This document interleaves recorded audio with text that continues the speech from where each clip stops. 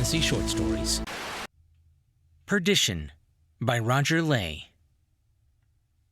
"Does the accused have anything to say before sentence is passed?" asked the Lord Chief Justice from the raised judge's bench at the head of the courtroom. Neither of the other two gowned and bewigged judges, nor the lawyers and officials, showed much interest. The verdict was a foregone conclusion. The only question was the severity of the sentence. Standing in the dock of the Central Criminal Court of the Old Bailey, Dr. Martin Riley addressed the senior judge. "I wanted to help clean up the environment and save the planet. I always had the best of intentions." "To quote a well-known proverb, Dr. Riley," said his lordship, "the road to hell is paved with good intentions. It's just a shame you felt the need to completely resurface it. Take him down. The court will pass sentence tomorrow." There was an audible sigh from the public gallery. The lawyers and reporters began to shuffle their papers. "All rise," called the usher. 2 guards escorted Riley to his windowless cell in the block beneath the courtroom. He sat in the dim light of the gas lamp as it hissed and guttered in its bracket above him, and thought back to his laboratory at Cambridge. Was it only 5 years ago that the new strain of bacterium had been isolated? "How were the results, Peter?" Peter Abrams was one of Riley's postgraduate research assistants. "We seem to have hit the jackpot with 17164D, Dr. Riley. It's munching away at the polypropylene substrate like nobody's business. The free carbon readings are off the scale. We should call it Ideonella Psychiensis Maximus. Maybe ISM for short." "Okay, Peter. You should try it on some other types of polymer. See how it does." Riley thought back to the early days of his trial and the first cross-examination by the prosecuting barrister. "So, Dr. Riley, even in the early stages, you ignored the danger the bacterium posed?" "We used standard isolation procedures, of course," Riley said. "But ISM could only thrive in an acidic environment. It couldn't breed in the outside world, only in our fermentation tanks. It all seemed perfectly safe. It had a short lifespan. I mean, the original bacterium was found in a Japanese recycling plant decades ago. It never posed a threat."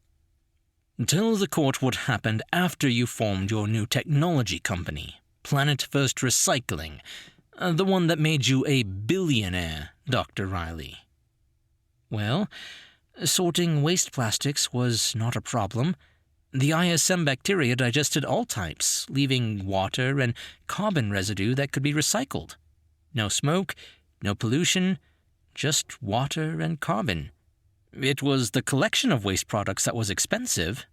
I invented the clean burn system that used the energy released by breaking down the plastics to generate electricity.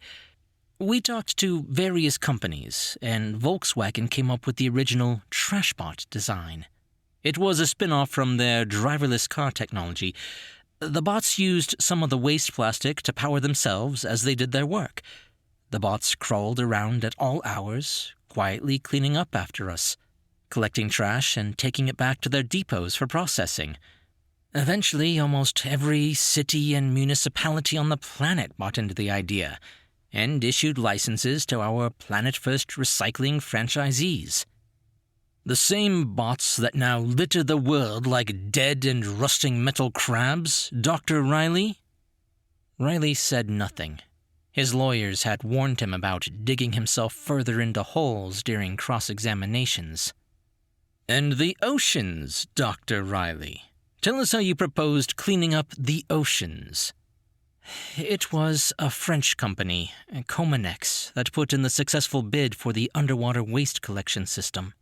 They designed a swimming bot that gathered thousands of tons of plastic items and brought them back to their motherships for processing."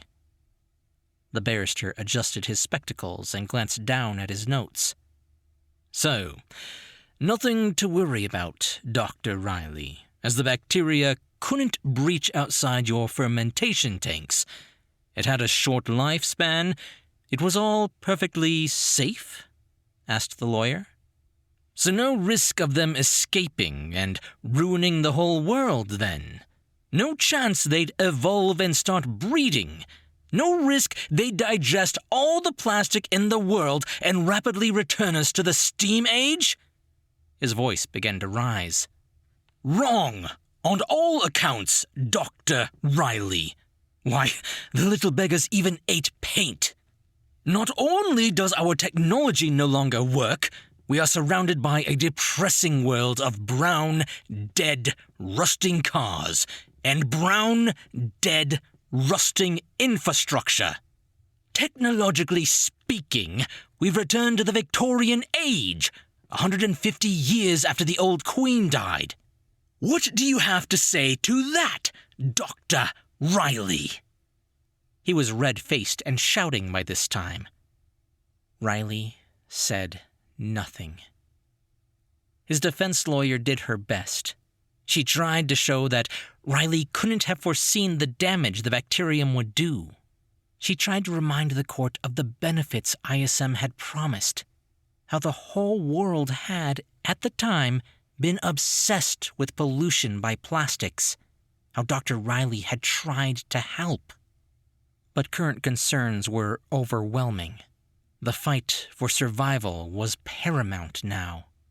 Green issues were not a consideration. The population of the planet was only a tenth of its previous value, decimated by disease, starvation, and despair. The magnitude of the crime called for the harshest possible sentence. Riley stood in the wooden cart as the horse drew it slowly from the stinking cells at the Old Bailey. He'd been held there for the last few weeks. It rumbled along Chancery Lane and on to Oxford Street via High Holborn. The highways were littered with rusting cars. The shop windows were smashed, although some were still trading. The air smelled of wood smoke, sewage, and rotting meat. Ill-clad crowds jeered, and Riley used his tied hands to shield his face from flying stones, rotten fruit, and worse. Tyburn came in sight, and he saw that the 3 oaks that had been planted on the site of the original gallows had been lopped, and new horizontals added to make a serviceable replica of the original 3-legged mare. Guards pushed him up the ladder to join the other enemies of the state on the raised platform under one of the crossbeams. He stood on a trap door, a hemp rope around his neck, and glanced sideways just as a vile-smelling and filthy cotton bag was pulled over his head. It smelled of sweat and puke. His last sight was of Peter Abrams and 10 other members of the original Cambridge team standing in line on trapdoors of their own. He heard the King Proctor calling the names of the accused, proclaiming their crimes and ordering their sentence to be carried out. He heard the muttering recitations of the priest, the crying and whimpering of his colleagues. He felt the judder of the platform and heard the roar of the crowd as the levers were pulled, and one after another, the victims made their drop into oblivion. Finally, he heard the proctor call his name and begin his proclamation. "Though I walk through the valley of death, I shall fear no evil," began the priest standing at his side. He felt warm piss running down his leg, and the boards under his feet shift slightly as the executioner took hold of the lever.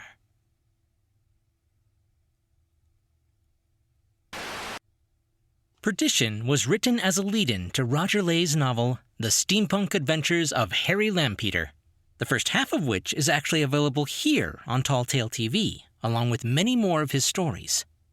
He simply couldn't bring himself to publish a steampunk book without saying where all the modern technology had gone.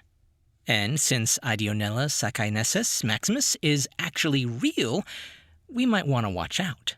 No joke.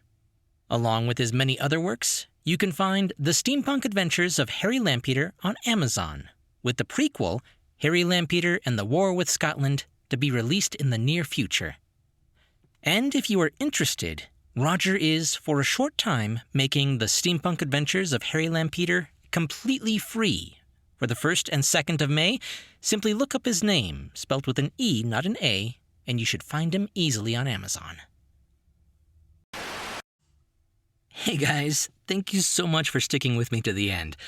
One thing I love about working with Roger is that he definitely has his finger on the pulse of science. Everything he writes about is something that is in the news, ready to happen in real life. And he always twists it so that you have to think about what he's writing about. There's always a depth to his stories, a lesson to be learned. If you did like this one, I highly suggest you check out the rest of his works. I will put a link in the description to where you can find his other stories, because he has a ton of them on the channel. And before you leave, if you did like the story, be sure to leave a thumbs up and a comment if you're listening on YouTube. Or if you're on the podcast, I could always use more reviews over on Apple Podcasts. I'm Chris Herron, and that's it for today's Tall Tale TV.